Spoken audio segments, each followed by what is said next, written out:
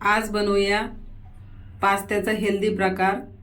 त्यासाठी मी इथे 1 वाटी गव्हाचे पीठ घेतले आहे। त्यामध्ये 2 चमचे रवा घेतला।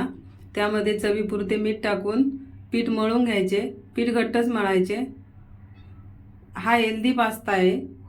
बाहेरचा मैद्याचा पास्ता देण्यापेक्षा हा चांगला ऑप्शन आहे। पीठ घट्ट मळून घेतले आहे। आता भाज्या आम्ही आधीच चिरून घेतल्या आहे।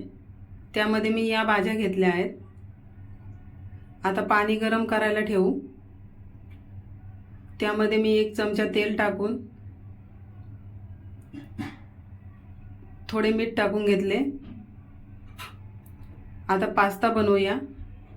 त्यासाठी मी इथे मोठी चपाती लाटून घेते। एकदम पातळ पण लाटायची नाही, जाड पण ठेवायची नाही। आता मी ते कट करून घेते। अशा प्रकारे पास्ता कट करून घ्यायचा। आता पास्ता गरम पाण्यामध्ये टाकून घेऊ। त्यासाठी उकळलेले पाणी पाहिजे। आता आपला पास्ता तयार आहे शिजून। आता तो थंड पाण्यात काढून घेऊ, म्हणजे चिकट नाही होणार। आता थंड पाण्यात काढून घेतल्यावर पास्ता बनवूया। त्यासाठी मी पॅनमध्ये तेल आणि बटर घेतले आहे। त्यामध्ये मी कांदा टाकून परतून घेतला आहे। त्यामध्ये 1 छोटी मिरची टाकून घेतली आहे। आता टोमॅटो टाकून आलं लसूण पेस्ट टाकून घेतली।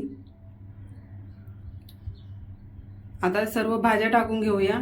त्यामध्ये गाजर, शिमला मिरची, कोबी ते परतून घेऊया। भाज्या जास्त शिजवायच्या नाही, क्रंची राहायला पाहिजे। त्यामुळे थोडेसे तिखट टाकून घेतले। 1 चमचा सोया सॉस टाकून घेतला। 1 चमचा चिली सॉस टाकून घेतला। थोडीशी काळी मिरी पावडर टाकून घेतली। आता आपला पास्ता टाकून घेऊया।